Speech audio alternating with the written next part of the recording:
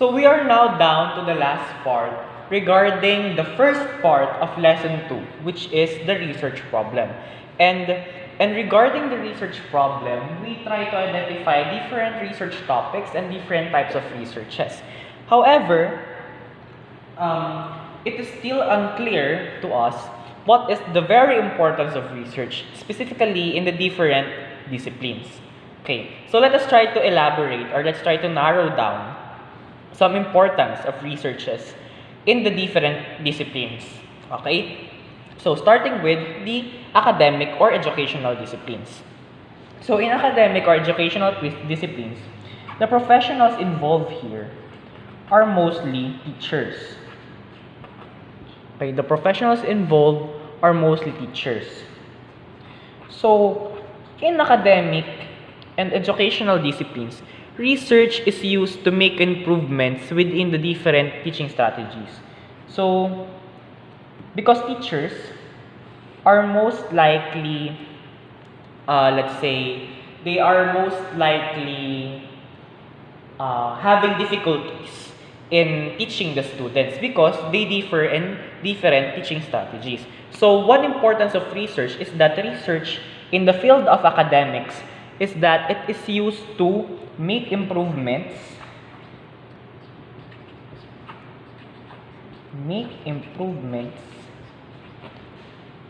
okay, with the different teaching methods or strategies. Okay? So, research can also, let's say, improve. It can also make improvements with the varied academic environment methods. Varied academic environment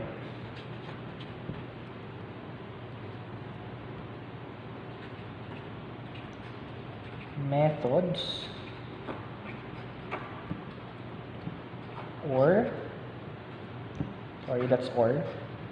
or techniques, because in the academic discipline, the educators try to condition the students in different contexts or in different environments. They try to give compensations, consequences, and something like that, conditions. So they try to pick out best methods to have the effectivity of the varied academic environment methods or techniques of the teachers. And also, research can suggest, let's say, it can suggest other educational practices. Okay?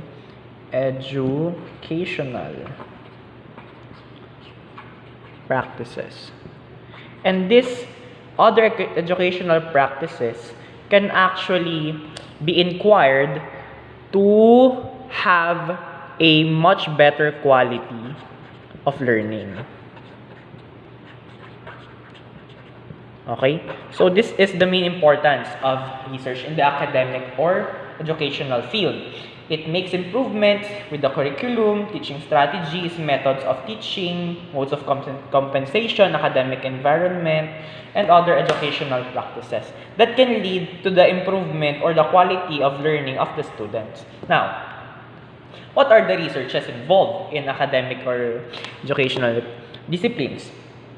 So one of the researches involved is the action research. Action research provides a quick solution to existing problems that can be found in the educational setup. For example, the learners are having a hard time, let's say, understanding a certain topic. So action research can solve the problem. Okay. Another thing, let's say, is the evaluation research. Okay.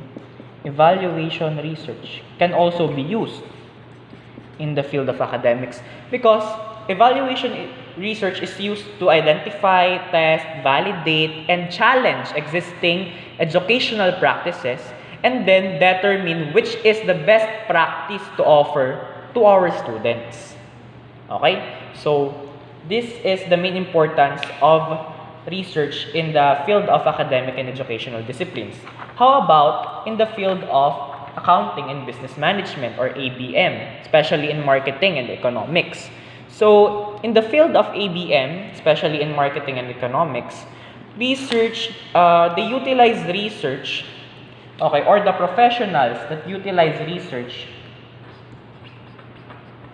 are mostly businessmen.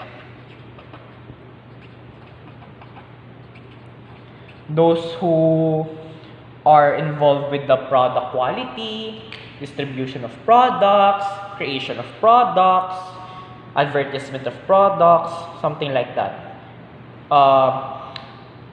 Everything and anything under the sun of businessmen and the ABM. So in ABM, research is important so that they can design new products. Okay, research is important so that they can design new products. Okay, relate supply and demand.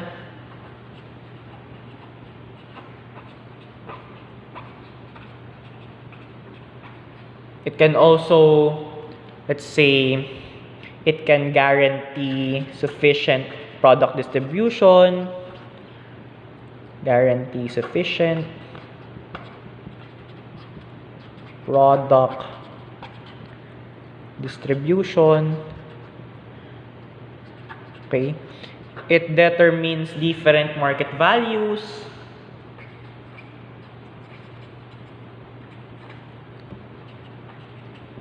Okay,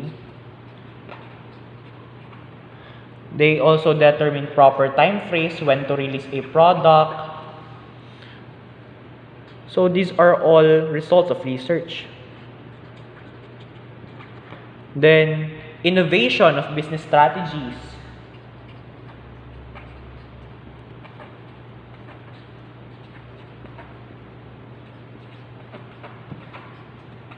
Then, it is also used to have a connection with customers.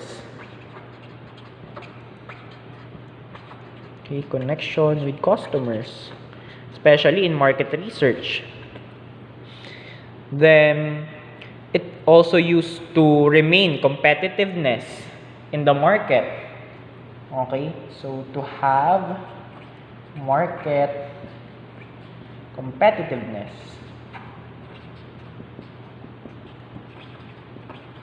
So that they can gather different strategies.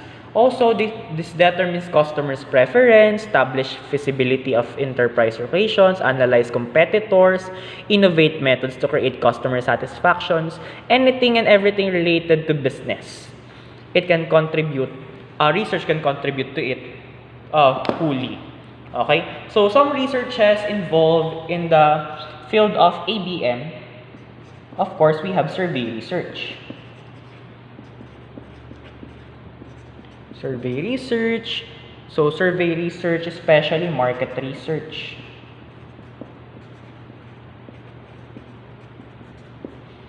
Okay. Then, we have correlational. Okay, because the supply and demand. Descriptive. Anything descriptive. Okay, evaluation, something, those things. So evaluation research can also be used because the method of distribution. Okay, can also use developmental to innovate products. Developmental. Okay, can also use analytical to determine factors. Okay, analytical researches. And also, it also uses experimental. Descriptive. Another thing, it can also use causal comparative. Okay? There are different researches that is associated with ABM because it is, or the main essence of research in the field of ABM is to know the customer's preferences better and is to know the let's say proper methods to compete in the market. Okay? How about in the different science disciplines, especially in medicine? Of course, research is important here because in the different science disciplines, there are different professionals, okay, that utilizes research so that they can effectively give service to the public. So those professionals involved, so professionals. So the professionals involved in field of sciences. So we have doctors, nurses, okay? We have doctors, nurses, we have also medical practitioners, okay?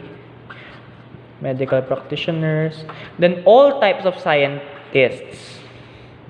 All scientists. Okay? Then we have pharmacologists in pharmacy, pharmacologists, then health practitioners, first aiders. Okay? So they are the professionals and etc. There are other professionals in the science discipline that utilizes research, but these are the few. So in science disciplines, they use research to obtain significant statistical information.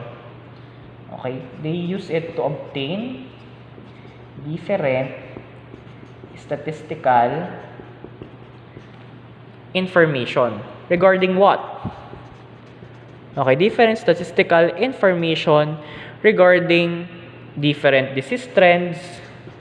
So when we say disease trends, what are the new emerging diseases, the prevalent diseases, does the disease mutate or something like that, disease trends, and of course, different health interventions.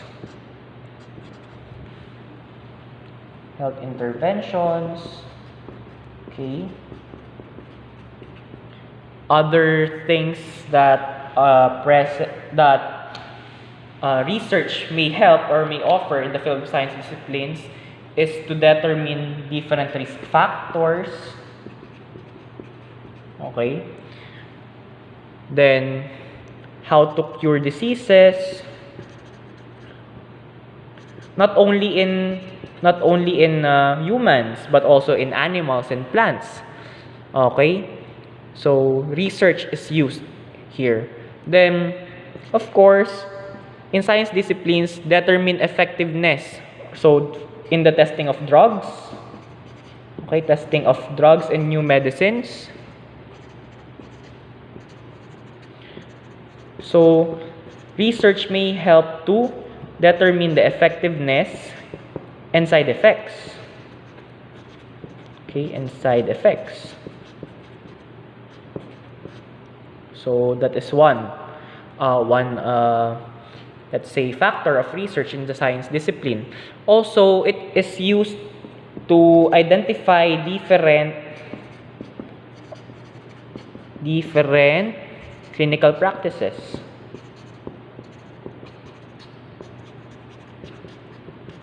Okay? So, meaning to say, the science disciplines or the research in science discipline aims to, let's say, prolong man's longevity. Okay? It aims to prolong the life of human beings. Okay? So, research in the science discipline aims to prolong life of human beings.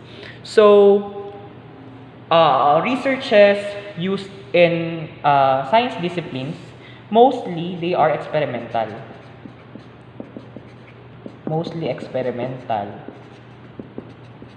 Because for the testing of clinical trials, something like that, let's say new cure for diseases, Okay, mostly they are experimental. Then causal comparative. Okay, applied sciences, applied research, rather, prognostic or predictive, all descriptive. They also use developmental to innovate, let's say, machineries, or to innovate health AI systems, something like that. Okay? So these are the importance of research in the field of science disciplines. Now, proceeding, second to the last, we have mathematics and IT, internet technologies, especially in the field of engineering. So, mathematics also utilize research in an essence that it is used by the different professionals such as engineers, all types of engineers, chemical engineer, mechanical engineer, civil engineer. Then they are also used by architects. Okay? And different computer and IT technologists. Computer technologists and different IT specialists. Even them, they used research. So what is the application of research or the importance of research to them? So research, they use research in providing designs which are efficient, feasible, and convenient. So, without research, house designs, architectures, they will not be formed because through research, it will be the determining factor if a certain architectural building is strong enough or efficient enough or feasible enough in an area. Can it prolong or can it withstand different disasters? So through research, it will be determined. Okay? They also use research to utilize modern technologies. So we all know that technology is still a vast, let's say, discipline. Okay? We still have a lot to learn about technologies. And through research, we discover other modern technologies. So, for example, in the case of Research Innovative, we try to create other inventions. Okay? Something like that. And also, researches aid to develop new materials and procedures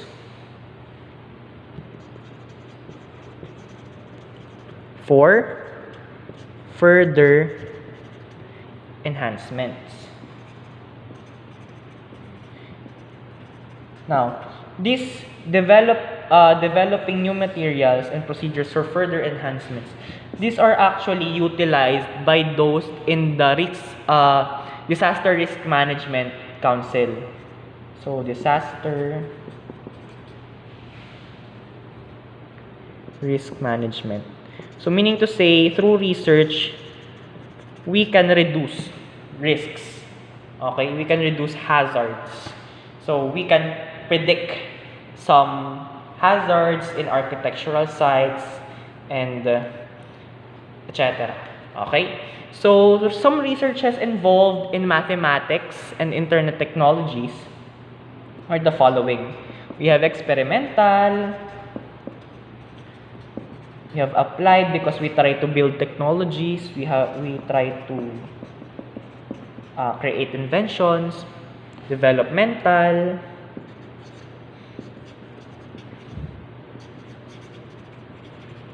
okay, we can have, let's say, correlational,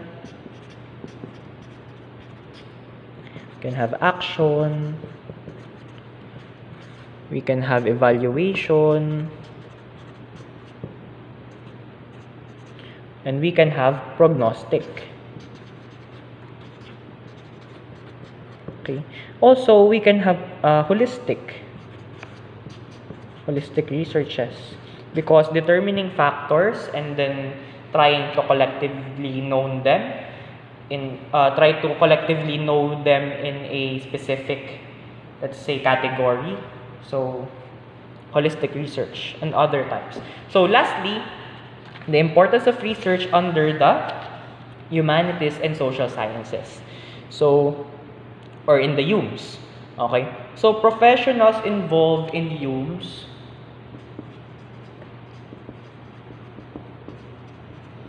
So we have welfare agents. Okay. So those who provide welfare for the public. So we have sociologists. We have historians. Okay, lawmakers, anthropologists, those who study anthropologists, those who study human nature and behavior, anthropologists. Okay, so in the UMS section, research aims to provide solutions to social problems. Okay, solutions to social problems. Okay, so mostly qualitative research is used here. So because social problems involve different qualitative variables, such as different problems to those women suffering from being widowed, being divorced, something like that.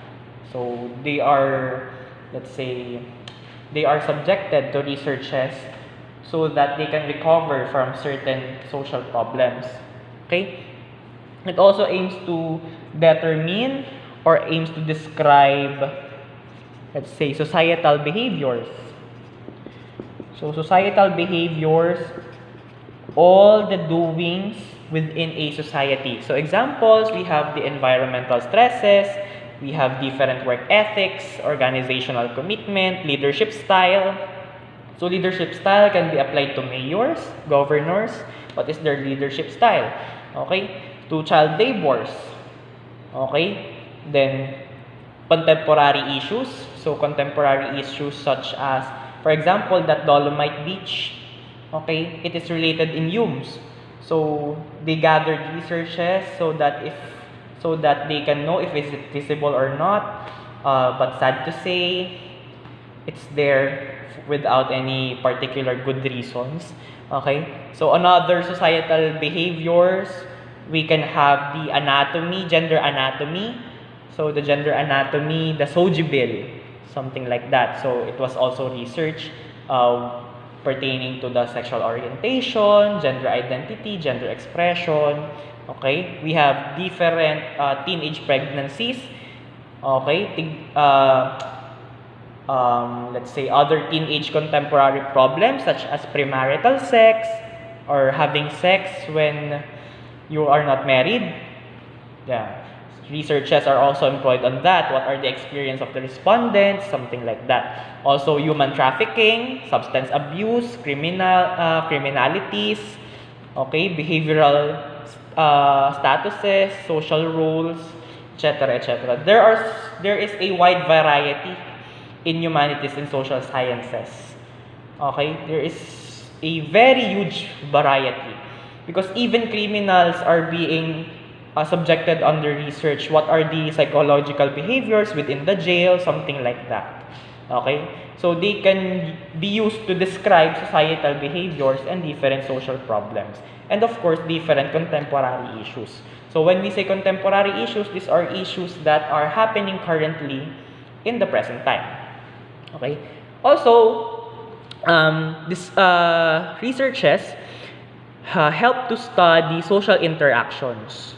Okay, so this help develop social interactions. So this is where theories come from. mostly psychological theories, and these psychological theories are actually applied in the textbook of your ESP. Okay? So, if you can observe, your ESP modules composed of names. Those names are actually the researchers who studied social interactions. Okay, so that they can form theories, and then these theories can form different laws and principles. So, meaning to say, research can form theories. Okay? Then, another one is that research can contribute to, or it contributes to, societal development and also welfare. Okay? So, welfare meaning to say, the care for the people. Okay? So, they have research try to identify what is the best process or the best method to care for the people. So, for example, the leadership style, it is also researched. Okay? So, to societal development. So, what is the interaction among different people? Okay? So, it contributes to that. So, what are the researches involved in HUMSS? So, mostly they are qualitative. Okay, mostly qualitative research. Then, they also employ the use of evaluation research. Okay, they also employ the use of basic research since you can form theories. So, basic research. Okay, we can also employ the use of different descriptive research. Okay, exploratory. We can also employ experimental, especially those under psychological statuses. So, experimental, illuminative,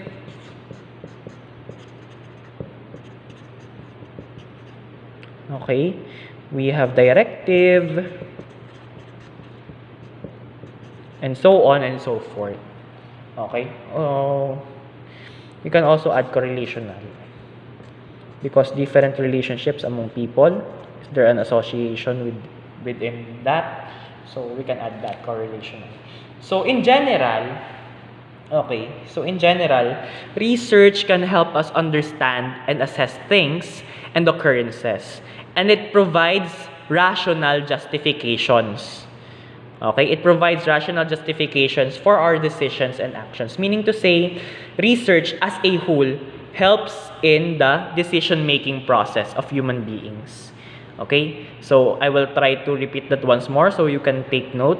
Okay? Research as a whole contributes to the different decision-making skills of a human being. Okay? So, it helps us to discover various means of identifying problems, and then it helps us to solve those problems. Okay, it also helps us to come up with innovations, okay, technological advancements, other advanced mechanisms, other developments that can improve the quality of our lives. So that is the main importance of research in our lives as a process, so that we can identify problems on our own and make innovations out of it. Okay? And that concludes our lesson dealing with the research problem all throughout the quantitative research. So, in our next video presentations, we are now ready to discuss to you the statement of the problem in research, in which we will now identify and elaborate the research objectives. Now, after that topic, we will now proceed to the next part of our lesson, lesson 3, which is creating a research title or research topic, and then writing the chapter 1.